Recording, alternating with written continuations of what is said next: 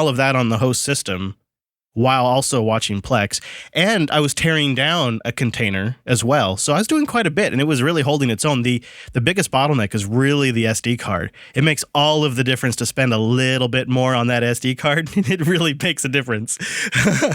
So I was experimenting during LUT recording this week with my Pi 4, and I copied the root directory, so just slash, like the bottom of root, using rsync. I think it was rsync tac avx or something like that. And then you do slash, and then the target of the USB SSD that I had attached. And I noticed that when I was doing package updates and stuff like that, it wasn't night and day. You know, like going from a mechanical hard drive to an SSD was like, whoa, holy moly, I'm never going back to spinning Rust as my boot drive. It wasn't quite as night and day as I'd hoped on there, but you are right that the SD card is the major bottleneck at this point. Mm-hmm. And you can't yet USB boot the Pi fully. So I must make it clear that my slash boot was still on the SD card, even though slash was actually on the SSD. But yeah, you're running what there? Is that 6 different containers that are fairly active, really? I mean, including there's a couple of things on the host system like Samba and NetData that aren't in containers. And only 8% CPU usage. I remember on the first Pi trying to run, what was it called? XBMC with, I think it was RaspBMC with Sam Nazarko back in the day. And, trying to run just a single HD video stream. It was so bad. The CPU was just pegged, and I had the MPEG-2 decoder license I paid extra for, and it was just pegged. And yeah, we've come a long way with these Pis. So I have a question for you about how warm that your Pi is getting. Yeah, there's that. So I think a couple of caveats here. I've gone with the Flirt cases for my Pis, and not only because I think it's a really sturdy case, but because it has some thermal management built in. It comes with thermal paste, and then the case actually makes contact with the CPU and that thermal paste, and it acts as a heat spreader. And I've watched a few reviews on YouTube, and it brings it down an actual measurable, noticeable, worthwhile amount. I'm also using the Flickr case, and the whole thing is made out of, the side of it is made out of aluminium, machined aluminium, and the inside of the case actually dips down to touch the CPU with a thermal pad. Yeah, that's a better way to put it. Yeah, and then the top and bottom are made out of this kind of soft touch rubber material. And the case itself was $15, which I paid $15 for a Lego case a few years ago. So, price-wise, it's for what you're getting, it's fantastic. It takes the Raspberry Pi, which on its own, naked, just sort of feels like a hobbyist toy, and you put it in this case, and now it feels like a premium consumer product. So I did that to help reduce heat. Also, a big part of this is I really think having the Ethernet on its own bus and having the network separate now from the disk it wasn't just the CPU, but that was the other piece that made this really doable for me. Gigabit is closer now to full gigabit than it ever has been. But also when you're doing network traffic, it's not polluting the USB bus, which is where, with a Pi, the majority of your storage is going to live. So yeah, I totally agree with that. Now, in your list of applications, you mentioned something called Ranteo. I've never heard of this. What is it? Oh boy, this is one of those life-changing applications that I found. Uh-oh. It's like I've finally come home. I finally have a note system that truly works for me. And it's fully offline. It supports Markdown. I can bang out notes in any old dirty text editor I want, or I have a web UI. Hallelujah, this is changing my life. And the secret that really brought it to the next level was when I combined it with SyncThing. Oh, man. Oh, Alex, this is such a game changer for me. SyncThing, huh? Not Nextcloud Sync? There's so many ways you can skin this cat, really. So that's perfectly acceptable. If Nextcloud works for you, have at it. I use Nextcloud for my work stuff. I wanted something that was totally offline, available as text in the RV at all times, because I'm going to put maintenance logs in there, information about repairs, all the documentation for my network, family notes that Hadiya and I need to keep track of, like doctors' names, all that I want to have available offline. And the way my brain works is if I can dump out something in text, I'm much more likely to capture it. And I prefer to use an actual text editor. So Ranteo, or however you say it, Ranteo, whatever it is is a very simple web UI that sits on top of a directory structure of markdown files. You can create arbitrary directories. You can just add markdown files. You can add markdown files to the root, and then it will render and display it like notes. No database? No database, just flat files. That's great. That's where SyncThing comes in, because then I sync those flat files to a notes folder on all my systems. And wherever I'm at, whenever something pops in my head, I just toss in that notes folder, and then it's on my RV, either when it comes back online, or like right now, it's online, so it's just synced up immediately. And then when I want to retrieve it, or more importantly, when I want high spousal approval factor for retrieving information, it's got a nice web UI on top of it. I don't know why notes is such a difficult problem to solve. It seems to me that Evernote solved it a long time ago, but you have to pay for that, and it's a cloud service, right? But in terms of the self-hosted space for note-taking, there's a few options. So there's Joplin, there's Nextcloud has a notes thing built right in. I mean, you could use Git if you wanted to. I mean, literally the options are endless. But I think a couple of things that you mentioned really spiked my interest. And one of those is there's no database, so it's a flat file structure. A lot of apps seem to miss that fact because I want my notes to remain agnostic to the application which they were written in or for or synced by. Also, a perfectly usable scenario for me would be I SSH into my server and I just cat the file to get a quick like command I need to copy or something. Totally. Mm-hmm. And then also, I guess you could back it up with Git and it still remains viewable by Ranteo or whatever it is.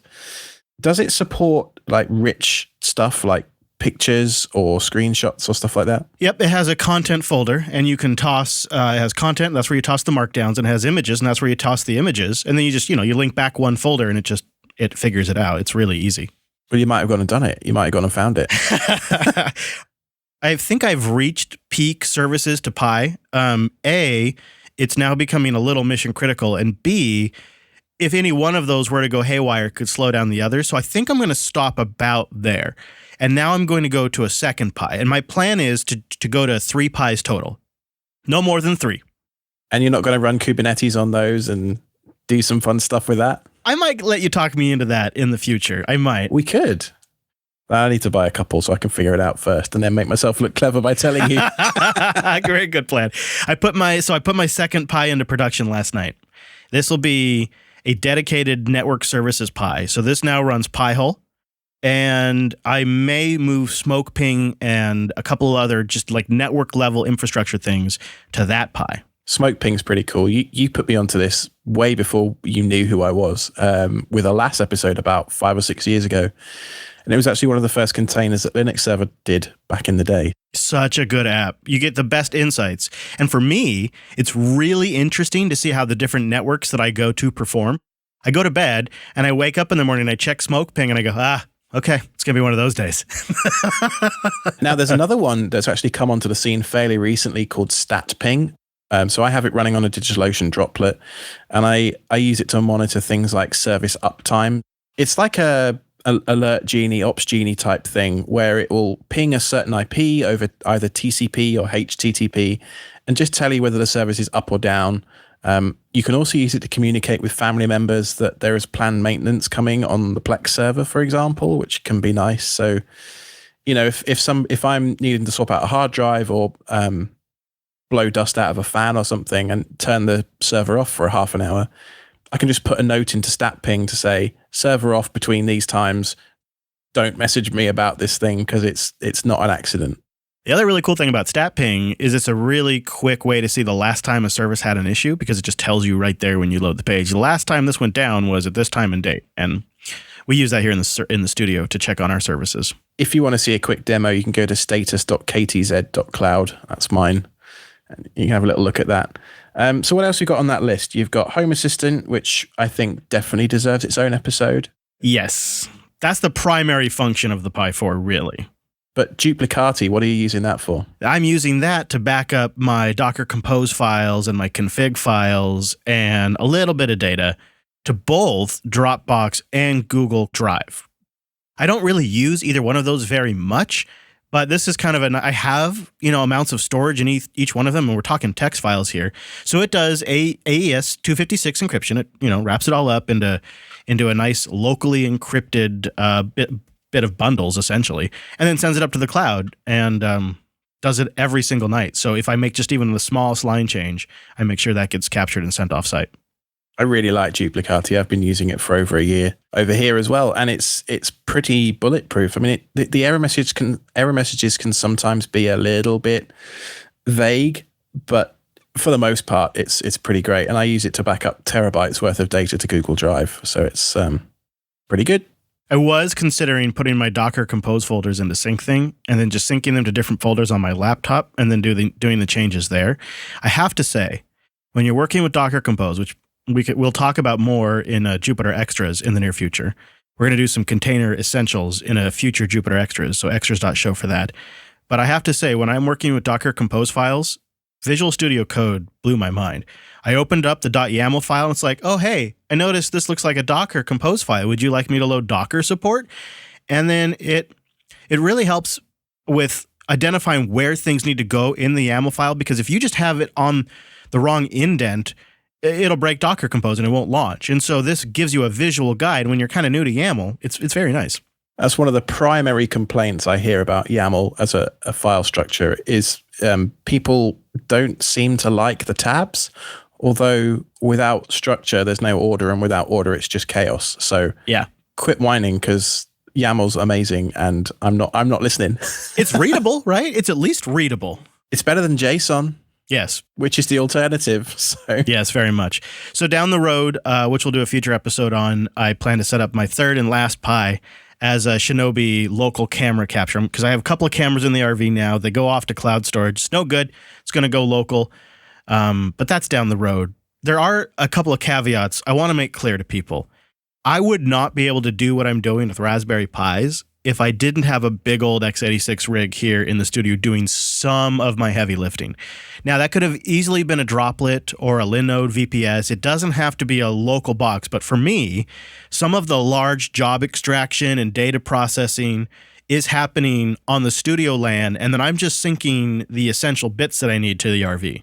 And the storage too, because, you know, a USB 2.5-inch hard drive is limited to about 4 terabytes, I think. Let's say, I mean, you could maybe have half a dozen on the Pi, which is still impressive, granted, but it's not going to match what you can put into a big x86 box. Right, with spinning disks that are, 6 terabytes or more each, 8 terabytes. That is the other limiting factor. What I've gone with is I've tried to find good deals on USB 3 SSDs that are powered by the bus, and I just hang that off the Pi. So there's that. Those are the caveats there, as well as, of course, in my opinion, although feel free to tell me otherwise. I'd love to know what's working for you out there. I think on a Raspberry Pi 4, the 4 specifically, Raspbian's really your only bet if you're going to use it in production. For the moment, anyway. Yeah, there's so many drivers and little itsy bitsy things here. CentOS just got basic boot support, but it's still not very stable. I have reason to believe that the Ubuntu folks may have some work in progress to make it a little more doable, including GPU support and whatnot. But right now, if you want to update the firmware on this thing, if you want to take advantage of the GPU and really have the most, I think, stable running Linux system, it needs to be Raspbian right now, which is Debian-based. What do you mean GPU support? Oh, no, I just mean like the drivers for GPU acceleration are different. And in fact, the architecture is completely different. But it is a really different product from the 3. It looks the same, and it looks similar, and it has a similar name, but it is an entirely different beast. So it does have those caveats. I don't want to come on here and say you can throw out your x86 box with a Raspberry Pi 4. But I do want to say, as somebody who was a big metal, make it as fast and big as possible kind of guy, I'm blown away what I'm doing with these 2 Raspberry Pis right now. And at this point, I'm going with multiple Raspberry Pis just to sort of isolate things out. I don't want my DHCP server and DNS server to be on my application server. So I'm choosing. I ran Pi-hole on my main Raspberry Pi for a bit just to see if I liked it. And it worked perfectly fine. And then the other thing to bear in mind as well, of course, is application availability. The Pi is, of course, an ARM CPU, not an x86 CPU, so not every piece of software that's ever been written has yet been ported or built for ARM. Docker containers make it largely irrelevant to a certain degree these days, although it depends whether your container maintainer supports ARM builds. Most do, but not all. So that's just something to bear in mind as well. But I think, the overall kind of impressions of this device for me is that for the price, you really are going to struggle to match this performance any other way in this particular form factor. And that's what really wins out with the Pi, is that a couple of things, is the form factor, the price, and the network effect. There are dozens and dozens of other projects based around the Pi. So if you get bored of hosting these services on the Pi, you could turn it into a full screen calendar that hangs by your front door so that all your family know when you're coming and going. And it is so much the network effect. Like I'm really curious about systems like the Atomic Pi and other boards that are out there. People are really focusing on Raspbian and Raspberry Pi. So you can just Google anything and put Raspbian on it and you'll get a guide for it. And that sort of network effect makes it so much more approachable for people that are learning how to do this kind of stuff.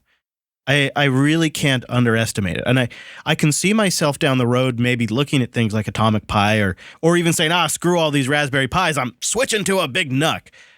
But right now, I'm liking the set of compromises and advantages. And with the Pi 4, the price performance is just blew my mind, way beyond my expectations. Part of taking these things offline in the RV has been this feeling that I own this stuff again. And I've never been bothered by not owning it. Never really was. I don't have an issue with that kind of stuff generally. Having it back, I now appreciate it in a way that it gives me, it sounds silly, but it gives me genuine happiness. I feel proud and I'm happy to have this stuff. I feel like it's mine, like I've created something. But we're able to use technologies like containers to just stand up instances of applications exactly as the developer intended, with almost no knowledge of the application itself. So technologies 10 years ago just didn't permit us to be able to do this kind of stuff. No, it's enterprise grade stuff that I'm running on a Raspberry Pi in my RV. Yeah. That goes down the road at 65 miles per hour. It's mind-blowing, and it's working. And it's only getting better. We've talked about this before, but we're really at a really special time where web applications are decent, container technology is prevalent, the hardware is cheap enough, and the motivation is there to self-host this stuff. It's such a great time to be doing this. So you heard us mention it a couple of times, but be sure to check out xrs.show. We'll have a special on reverse proxy and a special on the basics of container technologies. So if you want to understand some of these fundamentals a little bit, we wanted to cover those early in the lifespan of the show, and we're publishing those in the off weeks of this show at xrs.show. And you can also join us in the JB Telegram group. We're using a hashtag AskSSH, both on Telegram and Twitter, for user questions. We've had some really good ones come through, and we will get to those over the next few episodes as well. But on Twitter, you can find me at Ironic Badger, and Chris.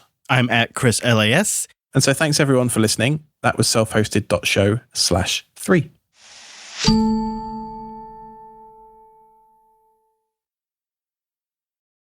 Hello, fellow self-hosters. Alex here. We've got a super exciting episode up our sleeves today. This is one I've been waiting to share with you for a little while. It's a pre-recorded interview with Ilan, the CTO and co-founder of Plex. Chris and I got the chance to talk with Ilan during the JB Sprint in August from his Hawaii home base. We cover lots of ground in this interview with him on topics ranging from electric cars to the motivations behind starting Plex in the first place and where the project is heading in the future. Be sure to stick around though, as we have some exciting news about the Ghost blogging platform's new release to share as well. So sit back, relax, and enjoy our interview with Ilan Feingold from Plex. You guys know this. Alex and I are both big Plex users, and I challenged Alex before the show started to attempt an elevator pitch explanation of what Plex is. Okay, here we go. Plex organizes audio and visual media from your personal media libraries and allows you to stream it to any playback device. And for me, Plex has been a huge gateway drug. I had a Synology NAS back in the day, And now I have a huge server in my basement with 100 plus terabytes that has 20 cores and hundreds of gigabytes of RAM. And I honestly owe an awful lot of that stuff to Plex. One of the other cool things that Plex does is that it does on-the-fly media transcoding. And why that's important is lots of different media devices support different codecs. You know, a web browser might not be able to support the same codecs as an iPhone, for example, or an Android TV box. And the single most magical feature of Plex is that if I press play on a device, there's no configuration required. It will just start playing my media as if by magic and transcode it from whatever source using FFmpeg to whatever target device. It just works and it's wonderful. That was pretty good. What'd you think, Elon? I'm impressed. Are you looking for a position as our PR spokesperson? I love your accent. I love the way you can describe that. That's brilliant. Well, I got out of a speeding ticket with this accent a couple of weeks ago. So now don't be sniping my co-host. I just got this thing off the ground. Damn it. Well, thank you for being here. We thought maybe we'd like to start with a few personal questions. Our crowd is a lot of a do-yourself hosted kind of group, and they love to know what people's setups are. And so we would like to ask, at what you consider to be home base, roughly how many computers would you say are in the home? Yeah, sure. I mean, I work personally off a Mac desktop. Right now it's a Mac Mini. I used to have the trash can Mac Pro, but that just got super long in the tooth, so I moved to one of the new Mac Minis. And then my wife and I both have MacBooks, because I really love the fact that they're super light and portable, and I don't do a lot of coding on that, mostly on the desktop with a bigger screen. And then as far as the media box, I have a 3U Norco box with a bunch of hard drives in it, probably around 100 terabytes. And that's running.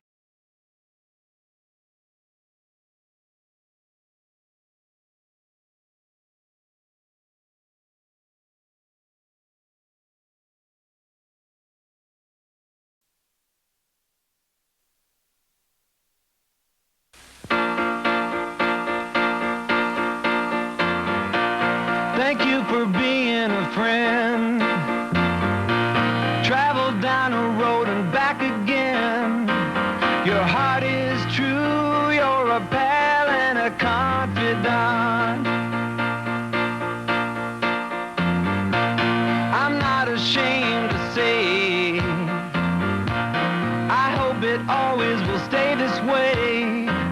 My hat is off, won't you stand up and take a bow? And if you threw a party, invited everyone you knew, well, you would see the biggest gift would be for me, and the card attached would say, thank you for being a friend. Thank you for being a friend. Hello, live stream. Hello, Alex. hi, Chris. How you doing? Good. I'm ready for some live self-hosted hacking. It's going to be fun. Live hack. Yeah. Self-hosted live hack. Live hack. Are you ready? I'm going to put you on video. Are you ready for this? This is going to be great. Hacking all the things. Alex, maybe Alex I'm on ready. video. Chris just gets to sit here like the Oz behind the curtain, pushing the buttons. Well, there is a price of entry. You do need to try and flash your sign whilst we do Okay, this. all right, yeah. I have it. I don't know if I have Do a you have- USB cord. I must, though. Well, do you have a screwdriver to take the back off? Oh. I'm not sure if I have a screwdriver in the studio. I don't know about that. I mean, I'm sure somewhere I do. It's I can go look. It's one of those hex head. Oh, okay. I can go. I think I know where the toolbox is. So are we on jblive.tv right now? Yeah, we should be. Hey, Chazy. It says to Hey, me, Shamu. please. Oh, there it is. Shit, there I am. Sometimes, yeah. Sometimes it's a little.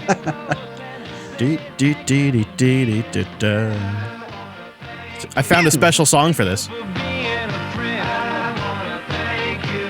Thank you for being a friend. I wanna thank you. That's right. Thank you for being a friend. That's for you, live stream. All right. Do you want me to go look for my hex? Yeah, I can go on a definitely. little hex tour. You know what we need is a self-hosted frame for the chat room, because I have the chat room, but it's got a LUP frame around it. Ah. Boom, boom. Do we try and get cheese on the line as well? Boom. Is that Sure could. easily doable? Yeah, he would be audio though. Actually, That's fine. no, yeah, he'd be audio. Yeah. If he wants to. Do you want to join us, Mr. Bakey? Mr. Achy Bakey Heart? Man, the song's still going. It's still going.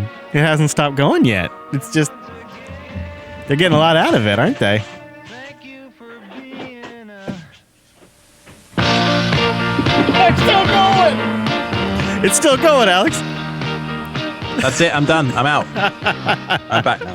This I song's realized- going to be longer than our entire stream. I realized that I sorted all of my electronics earlier because my house was going to be on the internet. Ah. So I put it all into a box, and the box was, I put it away, didn't I? So Oh, we also now this is the thing, when you tidy up, you lose stuff. yes. So that's why I don't tidy up. That's why I actually think the Casey Neistat approach of just putting everything up on the wall and making it part of the decoration is a good way to go. You need to be able to see everything to work fast. You do, yes.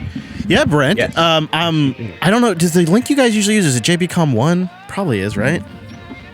Come on in. Jump on the connective sources and see. Should I come in through Source Connect? Because No. apparently my sync's a little off. Huh? No, your syncs. Your audio and video coming through Zoom is your best chance of sync of being on if they're coming through one service. Okay. I don't know if I'm on the right Source Connect URL or not, but this thing's so cool. This little on-air box. Wow, that was a long song. I had no idea it was going to be that long. That's what she said. Hey. Yep, that's true. Of course. So that's a special live version of the of an American classic from an American entertainment institution known as the Golden Girls. So to celebrate, because the Golden Girls are an institution, I also got the original cut as well. So that way we could, if we wanted the live version, we have that, or if we want the OG cut, see, I got that too. That's the one everybody's familiar with. Right there. I've never heard either. It's Golden Sorry. Girls. You gotta go look it up on YouTube. It's good. It's probably not popular over in London. Hey, but, Noble Payne, I see you in that chat room. I hope you're going to be flashing along with us. So, whoa! Well, flashing. Hold on a minute. I mean, flashing the board. No nudity here. This is safe. This is safe for work, people. I don't know about that. Oh, well, yeah, sure, yeah. Good point. It was until you started talking about flashing people. No nudity. I have both. I will try. Yeah. Okay. Go ahead. Get Wes Join up us. on that sauce and nipples too. That'd Get be Brent nice. on there. Get Cheese on there. Wes supposed to be off today. He's supposed to take the day off today. Oh, okay. Well, does he ever stop working though? Like he's a one-man machine. We are all part of a collective, so we're all constantly working in a way. Think about that for a second. We're like a low bandwidth version of the board. Society is dependent on each other, right? Do you ever think about the guy that keeps the street clean or gets the trash, really? Or what about the people that keep the pipes flowing? But they're all part of it, They're just people. Think about that. Hello, chat room. We're getting going here. Just going to be a few. I need to go find a hex screwdriver. Take it apart. Trying to figure out if I could rig my on-air. You know what I'm going to do, Alex? I'm going to see if I can't get my my camera from the room. All right, I'll be right back. Go All across the room, Alex. All right. So, chat room. This live stream, we're going to be looking at Node MCUs and D1 minis. So I'll show some stuff. Okay, Alex. I'm precariously perched on a chair, and I'm climbing up the roof. I'm repositioning a camera. Pi Crash, what's going on? That's a very good question. I think Chris is defying death right now, trying to reposition the camera. And I was precariously perched on a chair that rotates, but you made it. Yeah, I did make it. Good job. still can't really see me though. But you could see my on-air sign. So I suppose that's something. So I could show people what I'm talking about. Yeah. I will. Hold on. I'm going to remove the Linux Unplugged frame, so that way I'm on brand. Right.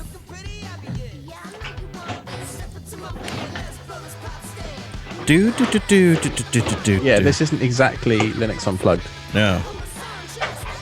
All right. So here, I'll bring up my camera, and then people can seize.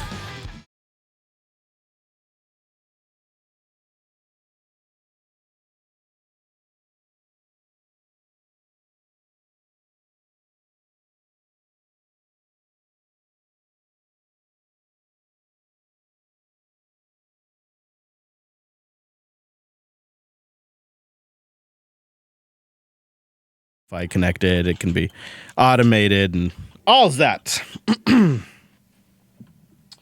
So, that's what we're working on today. Oh, I see we got people in the sources. Let me see here. Source Connect, hello. Hey, Chasey. Hello. Hi. You're How my you friend and confidant. Hey, Chasey. Hello, hello, Hello, hello. Brent. Hello, Brent. Hi. Hello, Brent.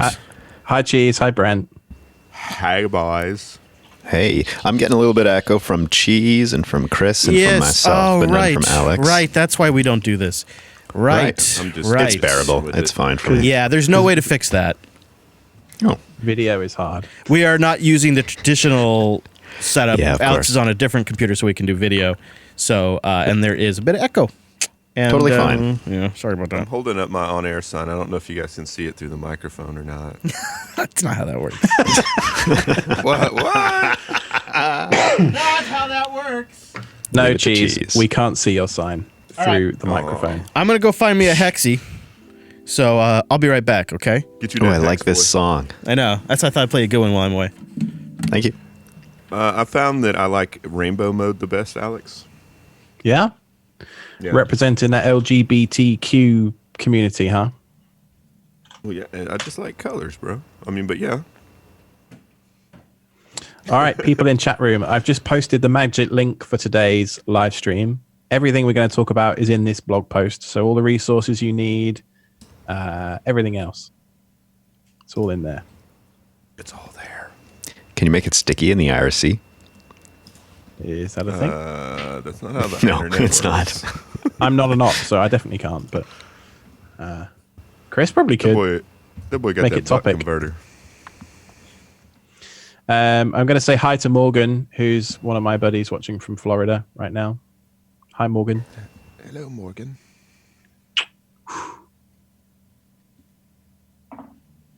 Morgan Freeman. Yeah, he earns a freckle every time he explains something.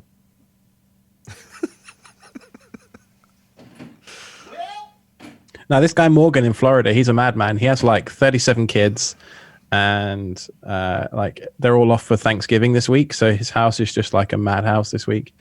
I feel sorry for the guy, honestly. Well, I got like 37 hex screwdrivers at the RV, but all I got here is flathead, Phillips, and a torch soldering iron. So I could melt it. Would that be good? I could melt it. Do you not have anywhere one of those little like? Because you can get. I them got at- like I said, I got 3 of those at the RV where I got like all the different heads and stuff. Okay. But that's because that's where I use torque screwdrivers. I don't use them here in the studio. I mean, Yeah. But I got. I'll bring one in. I will bring it in. I will make it show. As You should Cheese just found out smash last it on night, your we desk. can't connect to the external USB port. You have to connect to the one that's inside. So No bigs. There's 2 USB ports, huh? Wow, that's cool. All right, I'm gonna hit record. Oh, God. So we have this. Are you guys ready? Yeah, Should we're I be ready. hitting record? I can't I'm believe. assuming you want me to record as well. No, we're just gonna. Cheese, you could come up a hair on your levels there to match Brent. We're just gonna go into the old OBS for this One hair? That's because gonna Alex is increase. coming in on a kind of a weird wackadamy kind of. Right. So, all right. We need it. We need Chris, it. I'm going to do a mute test. Can you tell me if it's really annoying for you guys? Sure. I mean, it comes and goes just because there's a little bit of background noise that comes and goes, but it's not so bad. It's not bad. All right. It's totes fine. Totes dues. Is your sign on right now, Brent? Yeah, get your sign on. Oh, getting the sign on. Get your sign on. All right, I'm going to hit The record. only problem is I don't think my cats understand English, so... We need a theme song might not work. to start the stream out with. You should. I vote for some Tool. Tool, huh? Chris can't find his tool. Oh! Heyo. All right, well, I got it. All right, here we go. I'm going to hit start. Is there medication for that?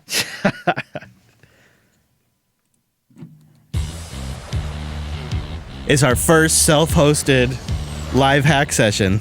Super excited. Woot, woot. Yeah, it is. It is. And I'm here at the JB1 studio, holding on to my...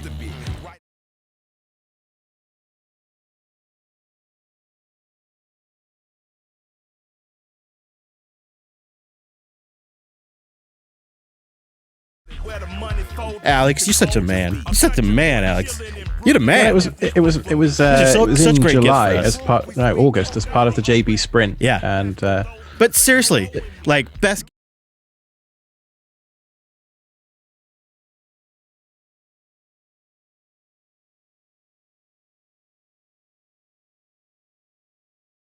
motivation for creating these is actually listening to Joe moaning that he didn't have any reason to get into home automation. Like, I'll solve that. Yeah, these are great for us. So what are we doing today with them?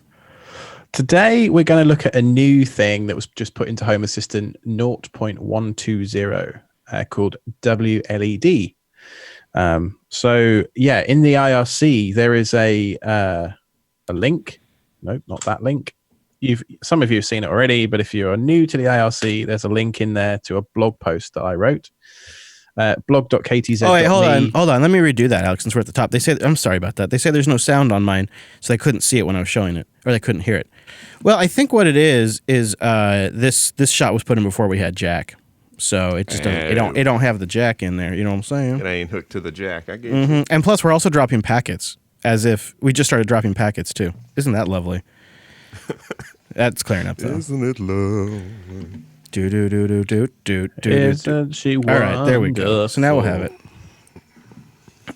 Isn't she? Oh, god dang it, Alex! Don't get me going. All right, let's do Maybe that should over. Be the song. We'll just start over from the top since we dropped some packets and we didn't have audio in my shot.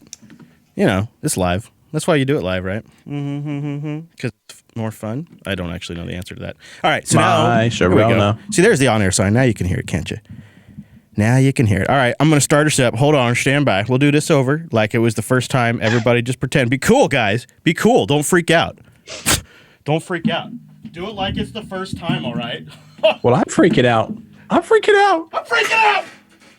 Oh, God! All right, I'm done freaking out. All right, I'm going to hit record. For this time. Uh-oh.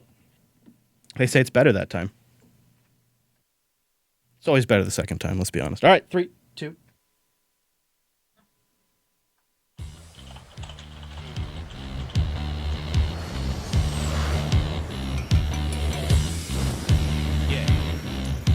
Self-hosted live stream. It's our first one. It's a little rocky even. It's like the original OG doing this for the first time kind of thing. Hey there, Alex. Hi, Christopher. How are you? Very good, very good. Hello, Cheesy. Hello, Brent. Hey guys, how's it going? Oh, pretty Hello good. out there. Hello. So guess what? hello. We're doing something pretty fun today. This all goes back to something Alex made for the whole crew back during our sprint, these on-air signs. These contain little boxes in there that are Wi-Fi connected that can turn the lights on and off when we're recording. It was like a gift he brought for the whole crew. It's in a 3D printed case during our sprint. It was like the perfect gift for a group of podcasters, Alex. It's Joe's fault, you know. Oh, yeah? I didn't know. Yeah. There was an episode, it might have been of Choose Linux, or it could have been User Error, or I don't know, some podcast that Joe did. He was complaining he didn't have a reason to get into home automation. And so I thought, given that we were just about to launch the self-hosted show, it might be a good idea to upskill the crew in flashing Arduino type stuff and getting everybody into the wonderful world of ESP8266 boards. That is really cool. That is such a great use case for us nerds here. So what are we doing today with these on-air boxes? Brent and Cheese have one, and they've been playing with theirs. So I'm the most green when it comes to this topic. Yeah. So Cheese and I did a little dry run last night, and it went well. Cheese, do you think? Would you say? I would say it went well once I figured out that I needed to open the case and plug directly into the Node MCU and not into the buck converter that was just supplying power. Yeah. That only took me like nuking my laptop and switching distros because I thought we did. UDEV wasn't enumerating right and like. Oh, yeah. We were blaming Elementary's UDEV rules, and then he put Manjaro on there, and it still wasn't working. And we were like, "What's going on?" Nice. So I went and brought out Layer 1, gentlemen. Layer 1. I brought out some of my own Node MCUs and plugged them up, and they were working. Like through dMessage, you could see them connecting and reconnecting. Oh yeah. And then I was like, "What would happen if I opened the case and just plugged directly into the node?" And Alex was like, "What? You weren't doing that already?" I was like, "No, I wasn't." Yeah. That was like, what, 2 hours of your life, Cheese? I'm sorry about that. Yeah, that was something like that. But hey, it's chatting with you, man, so it's all good. And now we know how to do it and nice and tight for the live stream, which is good. Right, that's right. Totally. Yes. So getting to the meat and potatoes. In the IRC, I've just posted a link to a blog post, blog.ktz.me, about Home Assistant smart LEDs using WLED and ESP8266. So today we're going to be looking at, if I can hold on to them, this guy, which I'm going to hold up to the camera. It's so little. This is called a D1 Mini. You can see on here, just underneath my fat fingers, there is like a little wavy gold line. Uh-huh. That's the Wi-Fi antenna. So this little box has a Wi-Fi radio in it. And it also, on the other side, I don't know how clear that's coming out on the camera, but it has a few GPIO pins that you can pull it back here, and I think we'll see it. Yeah, just pull it. But yeah, I saw them. I can just little itty bitty pins. Or how are you connecting to those? I sold the little wires, but you can also use this guy, which is called the Node MCU, and this guy has header pins on it. So I don't know if you can see those. Oh yeah. These header pins, you can use standard jumper wires like these little guys, and using these jumper wires, you don't even have to do any soldering. I love that. I like soldering, so it's fine. Yeah. And so these two guys, the D1 Mini on this side, the blue one, and the black one, well, it's actually white on this side. Let's do it this way around. The blue one over here, these are both based around the ESP8266 microcontroller, I guess. Yeah. And this is a really interesting platform. And before I discovered WLED recently, I was doing everything with a set of code that was released by a chap called Bruh Automation. So that involved downloading the Arduino IDE, then compiling some custom code, and then flashing it onto the Arduino and changing a bunch of stuff in the firmware. Now, what WLED does is it lets us flash a pre-compiled binary in about 30 seconds. And then we can configure these guys using our phones. It's super cool. And you jump on that with Wi-Fi, so you just like put your phone on a Wi-Fi network? Correct. So the firmware, the WLED firmware, turns this into a mini wireless access point, which is kind of mind-blowing on a $6 board. And then you connect to it from your phone. So it has a little DHCP server in there, and you just connect to a web server that's running on this little board. Remarkable. DHCP and a web server on that tiny little thing. And that's not even its main job. That's just so you can manage it, right? Right. So how do we get started? The first thing is to ensure that you have ESP Tool installed. Okay. Now, on Arch, it's just a case of pacman-s ESP Tool. But if you're on another Linux, you can use pip to install it with pip install ESP Tool. There is a GitHub repo, which I will put a link to in IRC right now. Thank you. Yeah, or just Google search later on ESP Tool, GitHub, and you'll find it. Yeah, it's a Python script, and that's it. Now, the next thing you want to do is go to the WLED GitHub page, which is Linking that too. coming up. Yeah. Also, a lot of this will be covered in further detail and linked in a future self-hosted 8. I believe we'll have more details. I think so. Yeah. This is all of these resources are in that blog post that I linked at the start, so I'm just copying and pasting them from there anyway. Now, once you are in the GitHub repo, you want to navigate to the releases section and download 086 or 085, whichever you prefer, but look for the esp8266.bin file. Okay. All right. And then once you have that, we're pretty much ready to go to flash it. You ready? Yeah, I am. Is this something you can show us on your screen? Is there a... Yeah. Oh, yeah. I forgot I had a... Yeah, do a screen share there. I don't know how you do it in this fancy technology, but I believe we have the capability. Yeah. Look at us. Yeah, you're a Blue Jeans guy, so I know this is all new to you, and I never used this either. So, all right. There's your car. That's nice. Yeah. Hey, that's us. I'm in there. Yeah, I'm right there in the passenger seat. You just can't see me. That's pretty great. That was on the way back from Wendell on the Tail of the Dragon. Yeah. All right, so you can see a terminal window now, right? Yeah. You could Control-Shift+ to get the text a little more legible, I think. Oh, yeah. That's a good I think you can do it. Yeah, there you go. What a pro. Yeah, I've done it a few times. So let me just actually jump into this then. Okay. Right, this is the GitHub repo for WLED. And in here, there is everything you need to know. It's compatible with the Fast LED library, supports all sorts of different RGB strips and blah, blah, blah, blah, blah. Yeah, there's a bunch of cool stuff. Like it's compatible with the Amazon Echo Lady cylinders, as well as Philips Hue lights. It also supports MQTT and Blink. But the reason I got so excited about this is that it has native integration with Home Assistant's Yeah, API. buddy. Yeah, buddy. So this is my current kind of development. Oh my version. God! How did you do those temperature things? That's so pretty. Oh yeah. So we were talking about this in Self-Hosted 8 about how you have the community hacks thing, HACS. Yeah. And one of the things that you could do was have custom Home Assistant cards. Damn it. So you could do these before. I knew you were going to get me to do this. And you used to just go through this way and follow the instructions in the GitHub repos and blah, blah, blah, blah, blah. Mm-hmm.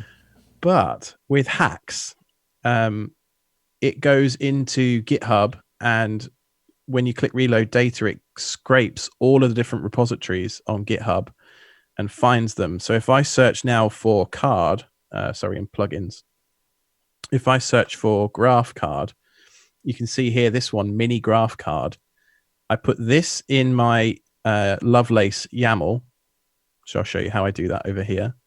So you go to the main page of Home Assistant, configure UI, raw config editor, and then at the top here, I have a bunch of those modules added. Yeah. And then in the graphs here, this is how they're configured. Where is it? It's this block here. Okay.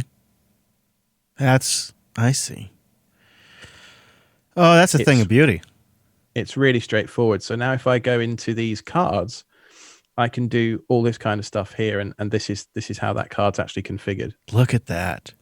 Boy, that looks pro. Now, if it was dark themed, I'd say this is a commercial product.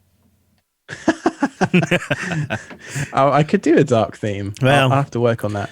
But I was working on it for my 3D printer, so you can see that here, you can see the nozzle temperatures and stuff goes up and down, and that's really other cool. stuff. That's a great use.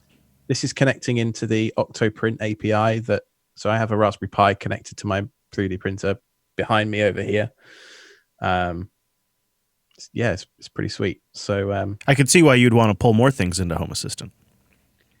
Yeah, a few. Like I'm still. This is my development instance. So this is one of my Wise cams looking out in my kitchen. Mm-hmm. So yeah, we're still working on a few things, but it's getting there. Yeah. So what were we talking about before? Oh, I love you have Dark Sky in there so too. your Home Assistant, are you running that on your server or is that running on like a single board computer somewhere? How are you running? Yeah, this is running on ESXi actually. So if I show you, it's the Hass.io. We actually just talked about this again in SSH 8. Yeah, well, yeah. Of course, like we're just high level right now, but we go into details and self-hosted.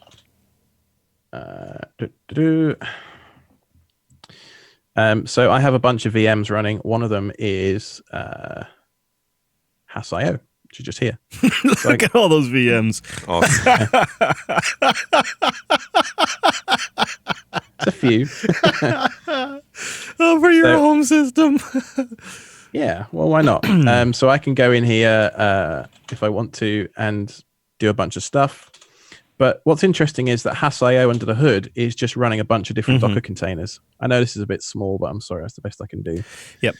So you can see that it's running Node-RED as a container. It's running ESP Home, VS Code, AdGuard, Sonweb, which is this super cool.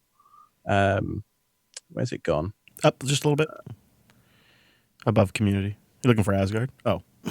No, I'm looking for Tasmo admin, which I thought was on the left menu. Oh, yes. This is also a huge deal. So this guy, I can now see all of my different smart plugs. So I only have 3 that are in this particular instance right now. It takes a couple of seconds for them to update. But you'll note it tells you what their Wi-Fi signal strength is, their version, their runtime, and their current energy usage. It's pretty great. Yeah. And then you can update firmwares and all that kind of stuff from here. So if I go into detail view, you get like a bit more information. That is so killer. Yeah, it's pretty nice. I think I've detected that this server plug is a little bit faulty because the restarts, if you look at the power on counted boots for these guys, it's like in the 30s. Sure. My server one was in like the thousands. Like 3,000 or 4,000. Yeah. Yeah, it is interesting when you do start collecting the information. If you can surface that information in a useful way, you'll start to see stuff like that. Yeah, absolutely. So yeah, I'm using Hass.io right now, and it just works really well. Yeah, so Hass.io is something we talk about in self-hosted 8, and there's a lot to it, but it's something I'm thinking about reloading to. So how do we integrate these on-air signs into this awesome piece of software? Yeah, right. So I like to name my systems after South Park characters. That's not my current state of mind, by the way. So if we go to my downloads, in fact, I don't even think I need to do that. I will literally do this with you. So if we go to releases on the Air Cookie WLED GitHub page, download the latest version of the firmware for it doesn't matter. It could be for a Node. It could be for a D1 Mini. Because they're both ESP8266 boards, you just need this firmware here. Now, by default, this firmware uses pin D4, which if I pull up the D1 Mini pin out, I'll show you what I mean by that. So each of these boards have GPIO pins, right? Mm-hmm. Now, again, that's quite small. I think that's the best I can manage. Yeah, it's pretty doable, though. You can see, so on the left-hand side here, there is 5-volt ground and D4. Mm-hmm. Now, D4 translates to, in the Arduino world, which is highlighted by this teal color in the bottom right here, translates to GPIO pin 2. Now, your on-air sign is actually using pin D5. So if we look at D5, that translates to GPIO pin 14. So if you were to just flash this out the box with the sign that I made you, it wouldn't work. But I've sent Cheese a custom firmware that's compiled for the correct pin. But the one that comes from the GitHub like this uses GPIO pin 2.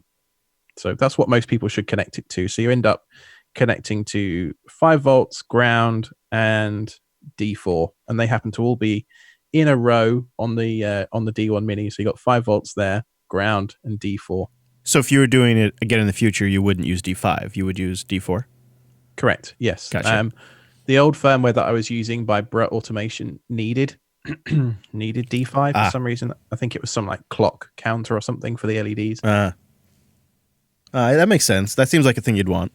All right. Well, and I guess it's sort of a good reason to investigate what you're flashing and how it works before you actually do the physical connections. Yep. So that's good to know. I wouldn't have realized that was even a thing. Of course, I'm very new. So I'll download the binary file. That's going to be in my downloads folder now.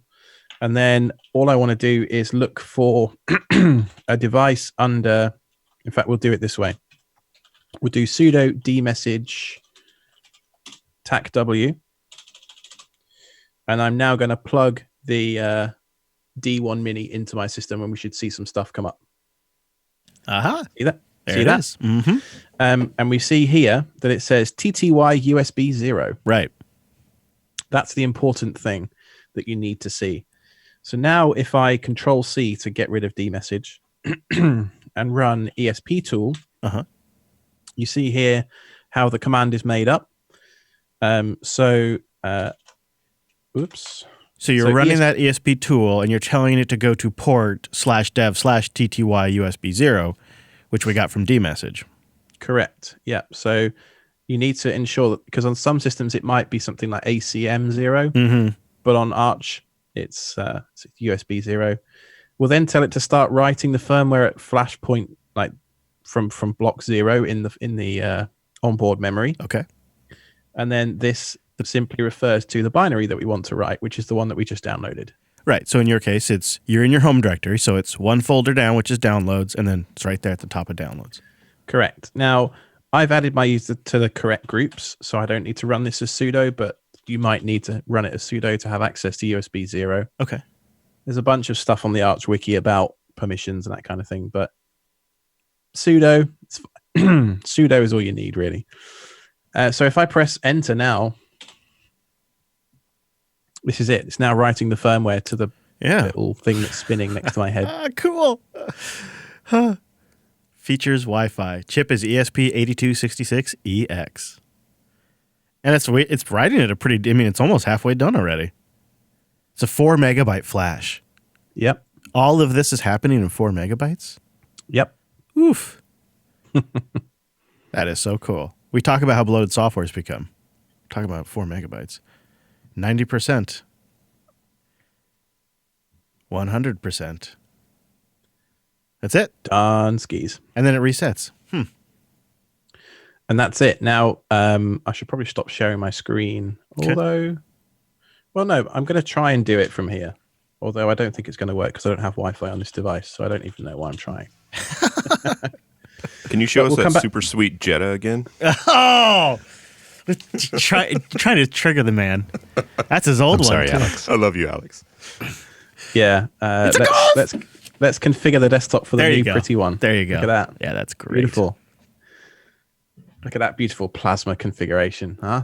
Beautiful. Yeah, great headlights. Right. So now I want to stop sharing my screen. Okay. And I'm back on camera, am I? Hi there. Nice to Okay. see you. Hello. Now it's time for you to grab a smartphone because this little device is now broadcasting a wireless SSID. So you want to connect to WLED AP.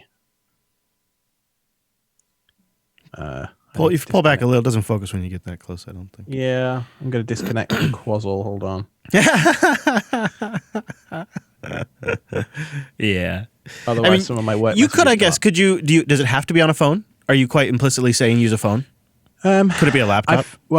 Brent and I tried to do it on his laptop, and it got a little bit confused with gateways and stuff. So I found it works best on a phone, easiest. You only need to be on it for about a minute anyway. Right.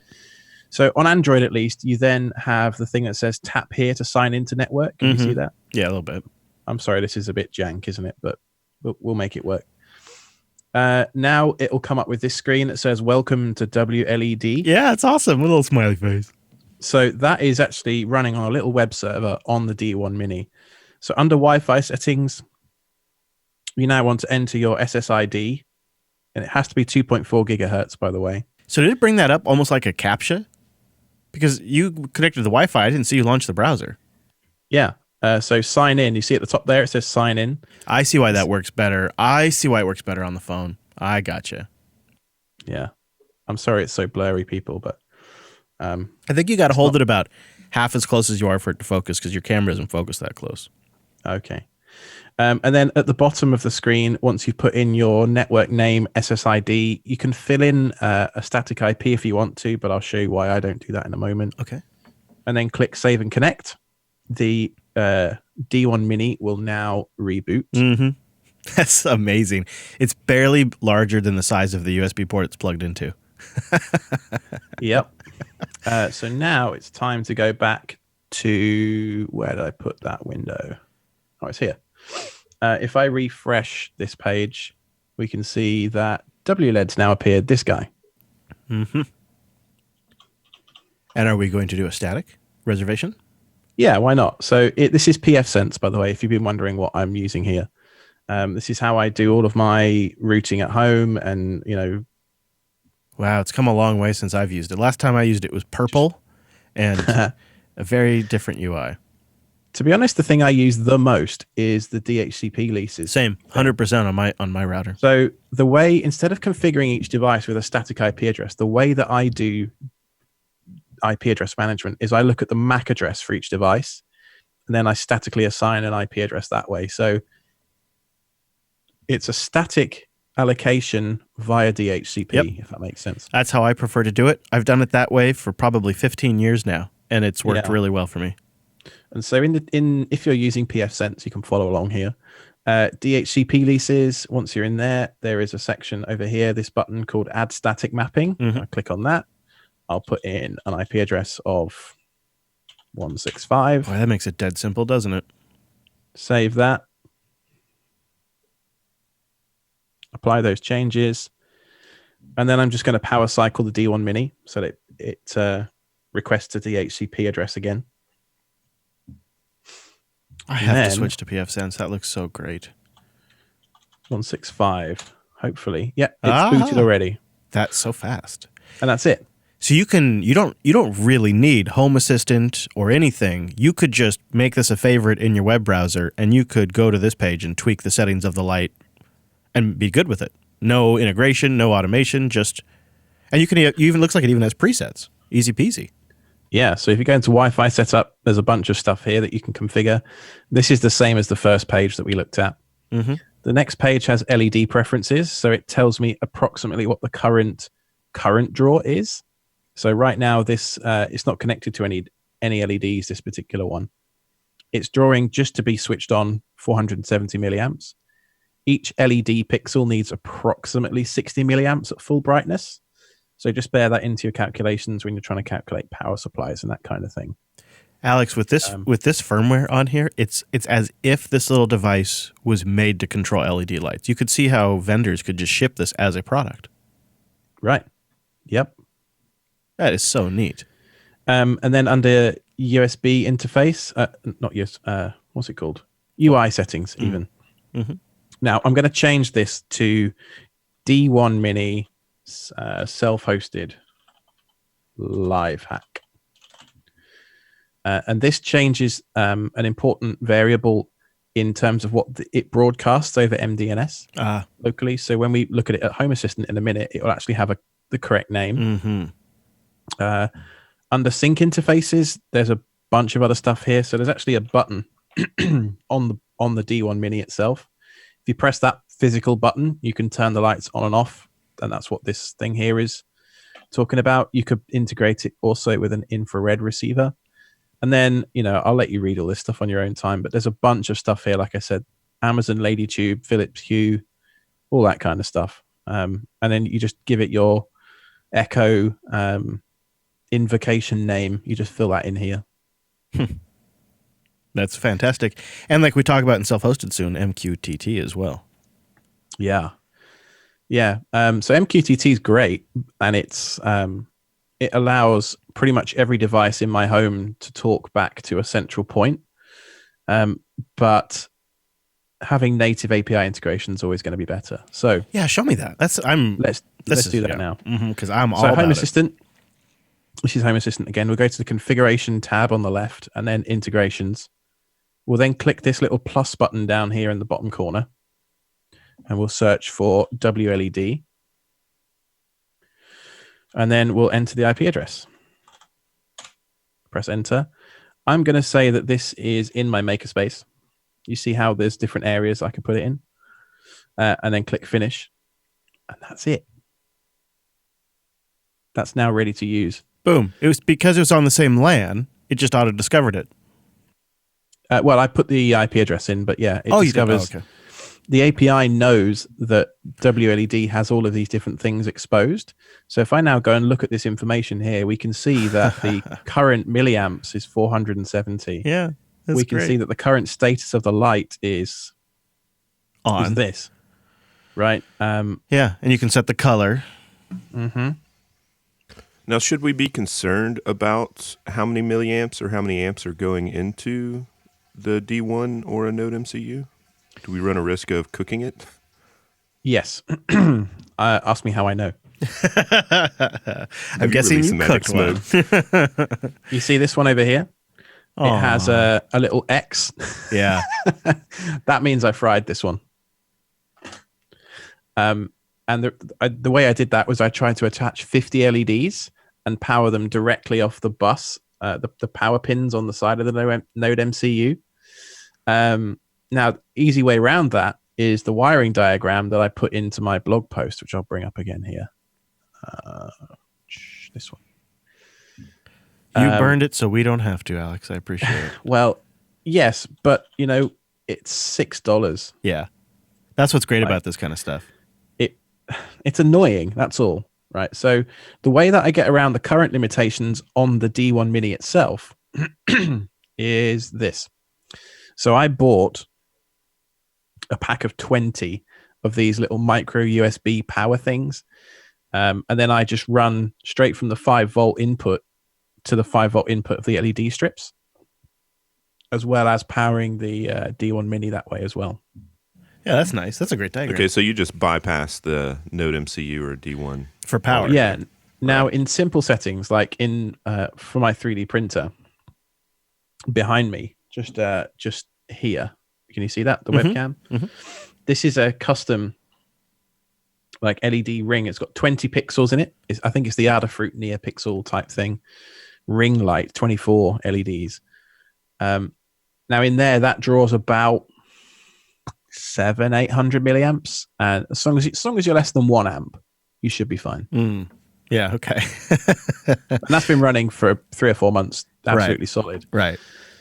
So yeah, these are these little micro USB sort of power things. Just in terms of reference for size, you can see how that's a Node MCU, and this is the little micro USB. Yeah. Okay. Power board. But it's, that's it really. Once you give these things power, it's just a case of adding them to Home Assistant like we just did, and that's it. What's your cost of goods, would you say, for a light strip, the Node MCU, and the USB power thingy and all that? Well, the Node MCUs and the D1 Minis are about $5 or $6 each. The LED strips can be anywhere from $25 to $35 each. Yeah, depending on what you want. Power supplies is where it can get a little more expensive, because if you're driving 300 LEDs, that's 300 times 60 milliamps, and very quickly you're up into sort of the 8 to 10 amp range. Mm-hmm. But if you consider that is driving 300 individually addressable LEDs, doesn't seem too bad to me. No, it's still less than a single incandescent light bulb. Yeah. Yeah, and when you look at the cost of Wi-Fi smart LEDs, it's astronomically cheaper. I was gifted a Lifex LED light setup that's $130 it's a lot of lights, but it's a lot. Well, cool, Alex. That's a great, and that's all in these little guys, huh? So you're telling me my on-air light could be a button in Home Assistant? Yes. Now, sorry, I got a little excited there. The other thing that we didn't show yet was that they have a native Android app. Oh, really? And iOS. Oh, yeah? Yeah, so you don't even necessarily need Home Assistant, so I'm showing this up to the screen. And you don't have to use the web version either then, huh? Not if you don't want to. And it's all just there as a I love that you have you have a Linus. You have so many monitors that you have a Linus Tech Tip video paused on one of them. I love it. I saw in the reflection of the screen. That's actually, I think the one. Oh, there it you're is. Looking at is that one there? Oh yeah, what's that? That's What is that? actually the band that opened for Tool this week Okay. in Raleigh. That's music. It looked like Linus doing a facepalm. Well, that was pretty killer. I expected that to be a lot more complex. I actually think that's something I could figure out. Well, we spent 25 minutes explaining a 30-second flash. Right. Once you get there, and then the thing is once you have it set up, and you could bang these things out super quick. It's pretty good. Pretty good. You know, if the you really want, cool thing is Alex basically ran me through this, and I was doing soldering and everything, and we built one together in 30 minutes from start to finish. That's awesome. Of course, I had Brent, am never okay soldered to such tiny show your parts, so I was a photos little on the slow. stream? Yeah, please go for it. Ooh, photos. And so I was really impressed with, going from 0 to 100 in such a small amount of time. So either one of you guys, I mean, if you had some time, could totally deck out the studio with some cool light strips. I see. That's cool. Yeah, you could do that for sure. Yeah, or you guys. I mean, that's cool. Yeah, I think I have a Yeah, little video feel clip free, in there feel too. free. But you should definitely show the one that has Oh, the cool. watch for scale. Look at that. That is really great. I can see Brent's laptop in the background. Yeah, so I made Brent's one quite small because he's traveling Yeah. all the time, right? So this D1 Mini is, I don't know how big is it. It's the width of maybe 2 keys on a keyboard. That's a very strange thing to measure it by, but it's not very big. So it just powers straight off a micro USB connector, and it's pretty cute, pretty dinky. And this is using two different filaments. So this is for 3D printing, using a clear PETG filament for the first 2 layers, and then after that it's using black, obviously. But what that gives you is a nice diffusion. So there's only 10 LEDs in this little box, but you can see from Brent's pictures that it's plenty bright enough, Sure. So And Alex, I think that's the default of like 50% brightness that is flashed to it. I know you said that could easily be changed, so it gets even brighter. Oh yeah, so one of the things in the firmware is you can set. I'll actually just share the screen again because this is actually pretty cool. So one of the things you can do in the firmware is you can dial in the LEDs to your current preference. Come on. Oh yeah, I unplugged it. That's probably why. Can I see that picture again? Did Brent take that picture? I think I'm starting to recognize a Brent picture. Oh, I got my own style, Chris. You do? You got that bokeh in the background? No, it's not that. It's not that. It's I can picture how Brent took the picture. I can picture how he held his body. How he posed. Yeah, how he because he has kind of Nice. this he won't just take it straight on, right? He won't just take that's too boring. He's got to add his own special twist to it. That's pretty good. That's cool. That makes me want to do it right now. I wish I had a stupid hex screwdriver. One of the coolest things about this particular project, though, is if you don't have Home Assistant, you can still control this from your phone from the WLED app. Yeah.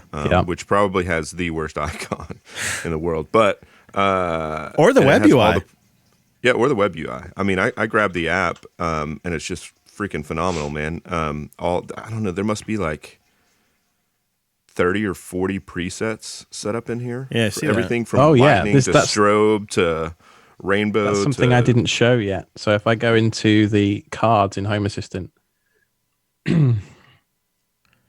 where is it? What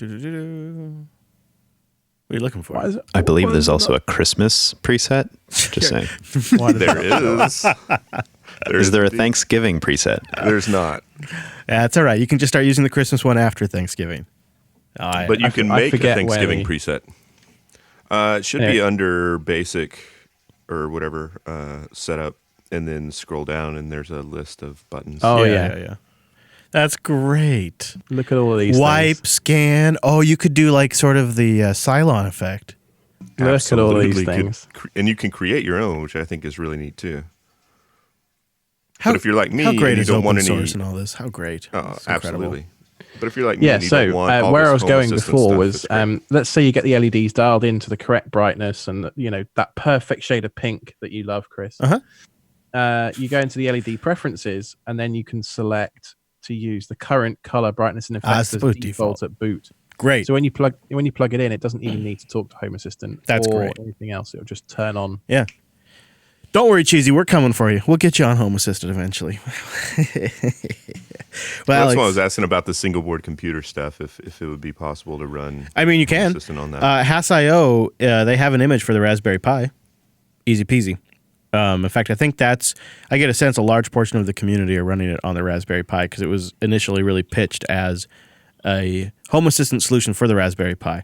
I ended up preferring just to go with Raspbian and Docker, but looking back at it, I can see the advantages. It's something Alex and I get into more on Self-Hosted 8, which I've mentioned a few times. We've just been really packing it into Self-Hosted recently. Yeah. Alex, is there anything else we want to say? Are we good? Blame Canada? I Yeah, think. absolutely. Yeah. I mean, I always do, even though I have some family up Well, there. thanks. I'll take that as a compliment. Hey, I got family up there. It's just how it has to go, Brent.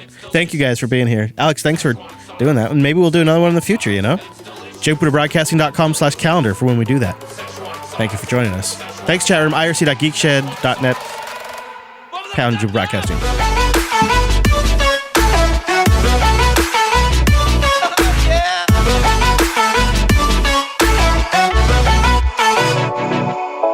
Laser guns and jetpacks and a space tank. Laser guns and jetpacks. Laser guns and jetpacks and a space tank. Laser guns and jetpacks. Look at these dead flies. Laser guns and jetpacks and a space tank. Laser guns and jetpacks. Laser guns and jetpacks and a space tank. Laser guns and jetpacks. I turned myself into a pickle, Morty! Boom! Big reveal. I'm a pickle. What do you think about that? I turned myself into a pickle! I'm pickle red!